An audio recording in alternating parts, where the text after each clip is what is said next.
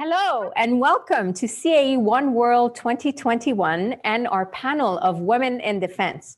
My name is Hélène Gagnon. I'm Senior Vice President of Public Affairs and Global Communications at CAE, and I'm really happy that I'll be your host today. Joining me today are 4 women from CAE's defense and security business, with their backgrounds deeply rooted in the defense industry and the field of STEM, what we call science, technology, engineering, and mathematics. This panel will share their stories, their achievements, some of the obstacles that they've had to overcome being women in defense, and how they are inspiring the next generation of women to follow. So first, from CAE Canada, we have France Hébert, who's Vice President and General Manager for CAE's Defense and Security Business in Canada. Hello, France. Hello. From CAE USA, we have Shelley Mitchell, Vice President of Services for CAE's Defense and Security Business in the USA. Hello, Shelley. Hello. From CAE in Germany, we have Manuela Tuveri, who's Regional Engineering Leader and Deputy General Manager in Europe. Hello, Manuela. Hello. Hello. And also from CAE Canada, we have Maryse Carmichael, who's Manager of Training Center Operations. Hello, Maryse. Hello, Hélène. Good morning. So in most countries, as many women as men enter the workforce, while having the same ambitions as men, we still see women being underrepresented across many industries and particularly in leadership roles. In 2020, Forbes reported having a record year for women CEOs. However, women still accounted only for 7.4% of executive positions in the Fortune 500 index. In aerospace and defense, progress has been made, but I think we could say there's always room for improvement. So France, why don't we begin the conversation with you? In your role as Vice President and General Manager for CAE Canada, you hold the top executive position in our defense business for the company's home market. Can you share with us your journey? How did you reach your level of success, given historically the defense industry's gender gap, and particularly amongst its leadership?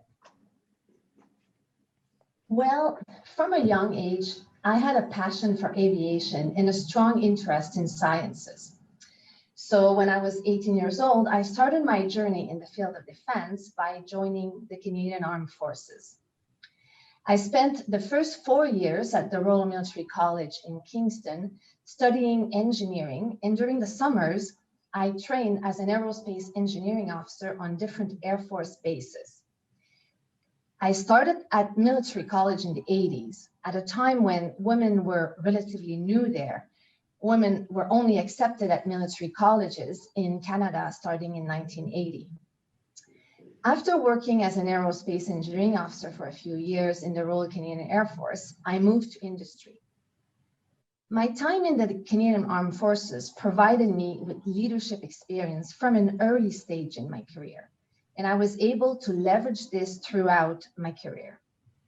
In industry, I gained broad experience in different roles such as engineering, program management, capture management, business development and strategy, and kept building on this all the way to having a full profit and loss business responsibility in my last role before this current one at CAE.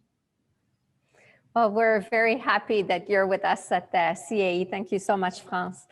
And we know that mentors can play an important role as we progress throughout our careers. And at CAE, we do have a mentorship program that many of our employees are engaged in, either as mentor or as mentee. So Shelley, I want to turn to you now as Vice President of Services for CAE's Defense and Security Business in the USA.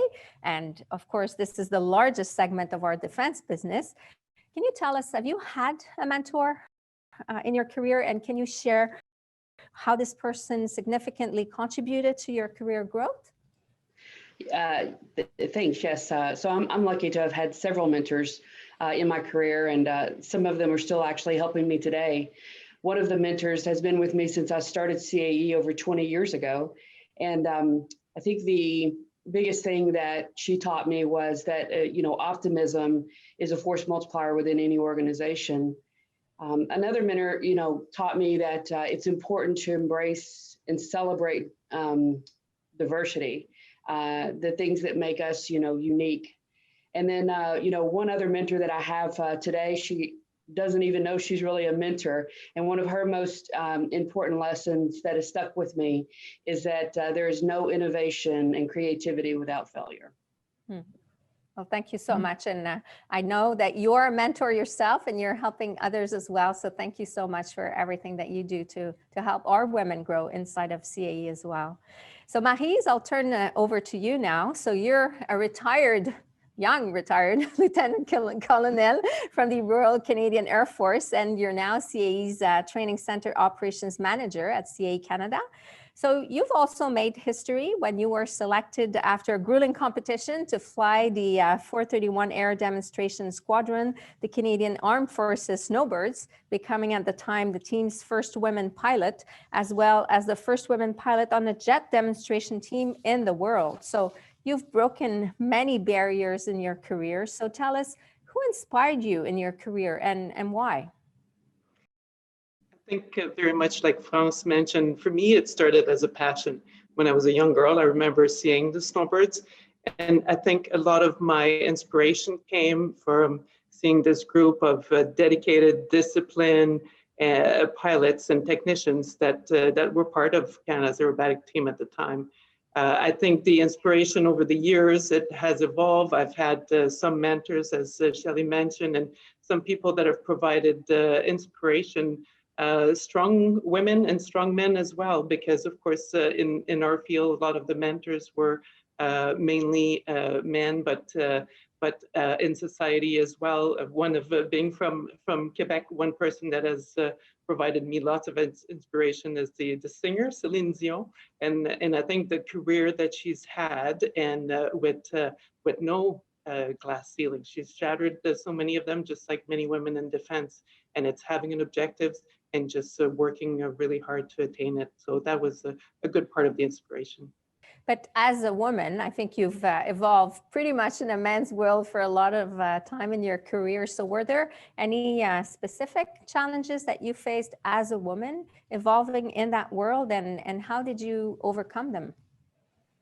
There has been some challenges, but I have to say I grew up with 3 brothers, so they really trained me quite well, and I was quite used to being with boys and with men when I grew up.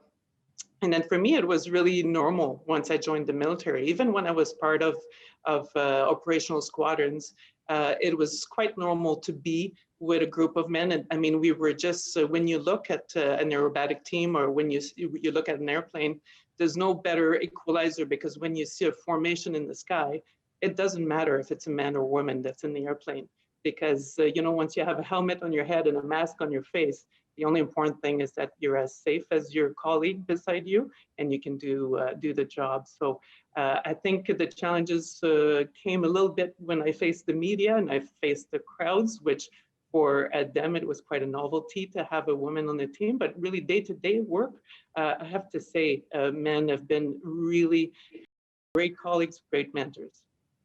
Great. And I always tell my fellow women colleagues that being a woman can actually be turned into an advantage when there's a lot of men around, and you're the only one, or only 2 ones, or only 3 ones. There's a way to turn that to your advantage as well. Well, thanks. So Manuela, today you're the engineering lead for CAE in Germany. So did you always know that you wanted to be an engineer, and what is it like to be a woman studying in the STEM field?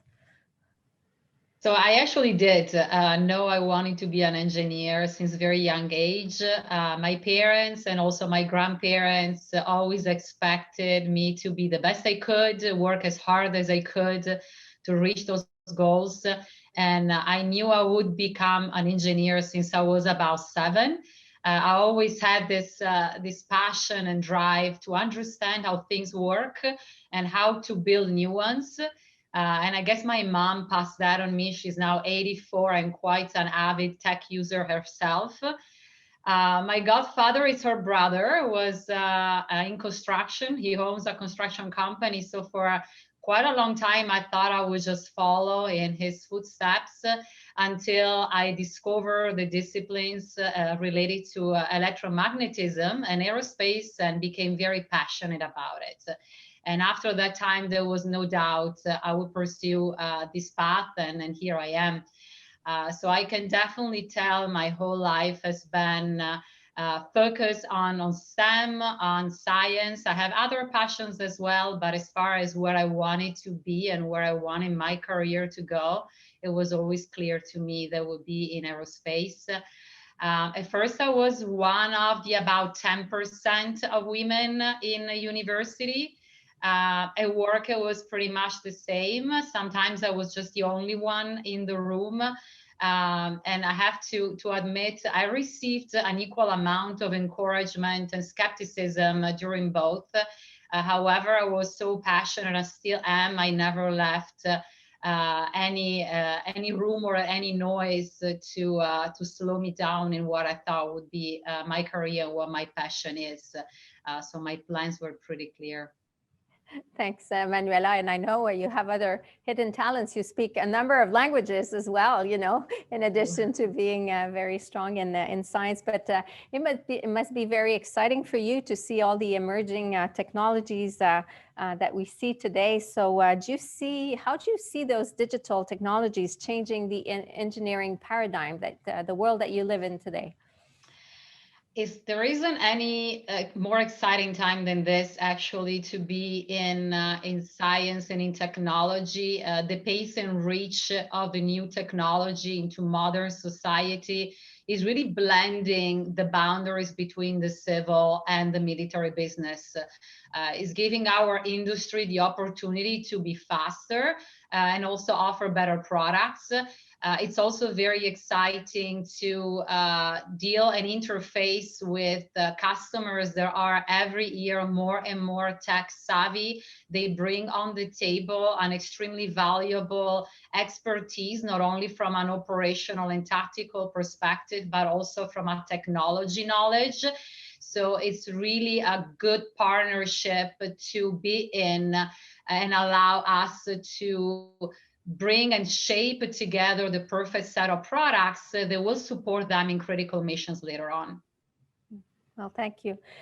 So for some women, stepping out of their comfort zone and taking a career risk is not an option to their fear of failure. So France, I want to turn to you and ask you, has it happened to you? Have you ever turned down an opportunity in your career? And are there any practical tips that help you assess whether a risk is worth taking in the professional world? Well, I have to say that joining the military when I was so young really prepared me well for stepping out of my comfort zone and taking risks. I did not come from a military family. I always worked hard, but my military experience very much pushed my limits and really ingrained in me that if there's a will, there's a way, and made me even more resilient. I've always looked forward to new challenges because this is how we learn, this is how we grow. I have turned down opportunities because sometimes they were not the right fit or not at the right time. There was a period of time in my career when I tempered my ambitions, and at the same time, I carefully managed the opportunities or challenges that I undertook in order to allow for work-life balance, you know, with raising children and supporting my husband, who had very demanding executive jobs from a young age. So some opportunities were not the right fit, for example. They may have been, for example, a promotion in title, but the job itself wasn't any more of a challenge than what I had done before. So there wouldn't necessarily have been, you know, much growth or learning there. I think that one has to assess opportunities based on their merit and the situation that you're in. One other point that I like to make is that when it comes to your career, you do not have to do everything in a rush or at a young age. Most careers span for several decades, and so you have time. So You're advocating patience. That's good. Thank you, France. So CAE firmly supports women growth in all stages of their careers. So Manuela, I'll start with you and ask you, what has your experience at CAE taught you since you joined? Well, we know for sure, I moved many times to different countries, like you briefly touched earlier. I do believe diversity increases the potential of every organization. And my experience in CAE has taught me that working on the company culture is as important as mentoring and teaching. Our talent, and I don't necessarily mean just women, but everybody's talent needs a fertile ground to grow to their maximum potential. And this is our duty to create that and maintain that environment. I really believe it takes a village to bring change forward, and the CAE village is putting all they have to make that happen. I couldn't agree more. Culture is so important, and we need really to work on that as leaders, definitely. So Shelley, I'm curious, what would be the first piece of advice that you would give a young woman entering the business today? Yeah, I think it would be to become a lifelong learner, to build resilience, and really embrace the essence of you. And by that, I mean that, understand your weaknesses so they don't derail you, but, focused on your strengths as the priority. Thank you. Maryse, perhaps you could share one piece of advice that you received in the past that still resonates with you today, or that you wish you'd heard first when you started your career. Yes, it was, for me, it was one of my supervisors on a yearly annual review meeting that I had with my supervisor at the time, where I was just about to have children and still flying. And we were discussing different options for career. And he said, when I make a decision, I think about when I'm 75, sitting on the porch in my rocking chair, what will have been important? What will, will that decision really make a difference? And what would I be happy with at that age? So I've always thought about him when making big decisions, thinking about, okay, this is not just about the present moment. It's about getting the perspective and understanding, at the end, what will make a difference? How important is this decision? And will I be happy with myself at 75 for making that decision? Absolutely. It's a good advice. And France, maybe you could tell us what advice you'd give to the next generation of women who want to enter the defense business more precisely. Well, I'd say if you want to work in defense, go for it. My career, spent mainly in defense, has been so interesting and fulfilling. It is, a great. It's very fulfilling to be able to know that you're supporting our men and women in uniform.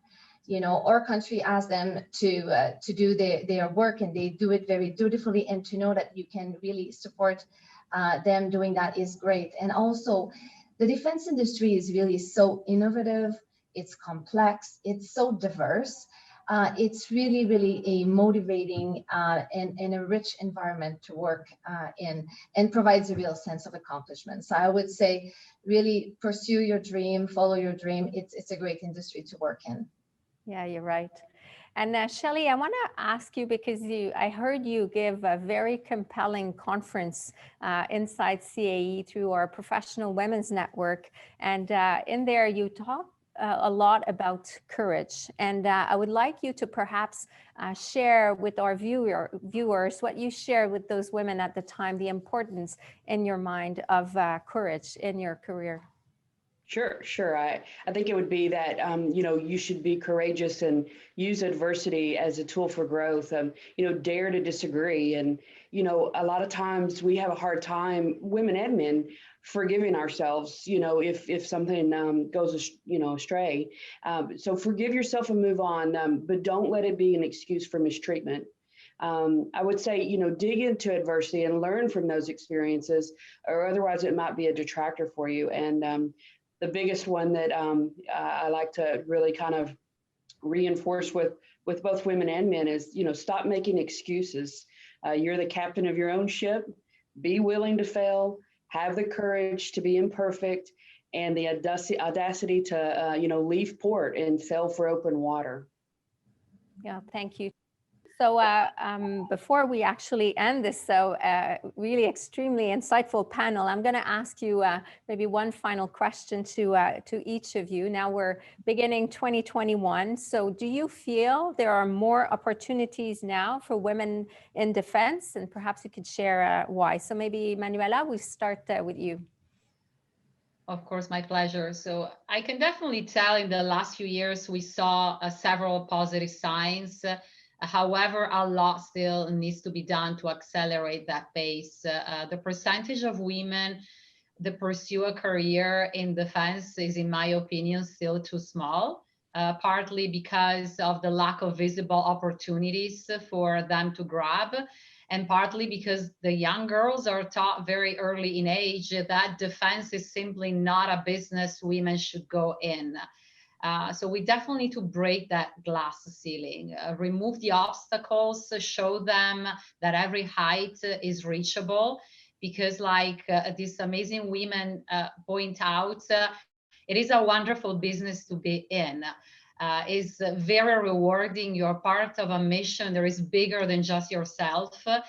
Being able to support our military all over the world is a privilege that very, very few businesses can offer. So I would say it's also our duty as part of this world to make sure more and more talent and more women come, bring their contribution, and enjoy the satisfaction that come out of this business.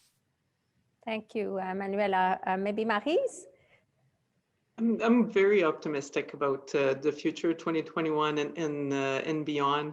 I see it in society because I think it really starts in society and culture evolving and seeing more and more role models either in politics or around the world. And also I think it will come to defense sector. We see it with our customers as well. More and more women are part of the various militaries around the world. Numbers are increasing, and with that, same thing on our side. So there's nothing better than to be an equal partner for us as their training provider and having the diversity. So I think we are in the right direction. We just need to even foster it a little bit more. Yeah, thanks, Maryse. France, do you agree to see a lot of opportunities for women in defense? Yes, yes, I would agree and reiterate some of the what Maryse said, that really in 2021 and beyond, we will see more and more opportunities for women. If I speak from a Canadian perspective, but really this is mirrored also elsewhere, the Canadian Armed Forces have more and more women in higher levels and, continue to obviously proactively recruit women. When you look at governments also and women in high levels in governments, we're going to see more and more women in industry as well at higher level, being partners, government partners, the Defense Department partners. Defense depends a lot on technology, and the number of women in post-secondary educational institution keeps growing. So I do think that the number of women working in the defense industry will keep growing, and we need to keep fostering that as well. When I look at people on the panel and some of the people that have been inspiration to me, there's been a lot of firsts, but definitely we will not be the last. And like at some point, the trail will have been well blazed and the path will be well set. So I'm optimistic, and I do see great opportunities. Great, thanks, France. And Shelley, are you also optimistic for women in defense? Absolutely.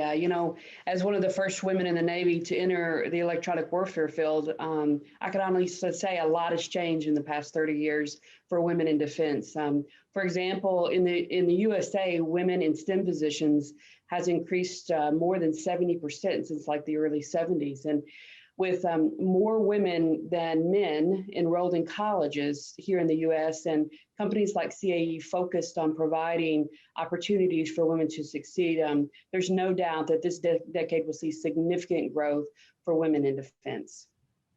Absolutely. Well, thank you so much, Shelley, France, Maryse, and Manuela. It's a real privilege for me as women in the CAE to work with you, to have you in our defense business. You're inspiring women. You're very performing, but also very inspiring. So inside the company and outside. So I want to thank you for your time, for sharing your insight with our viewers today.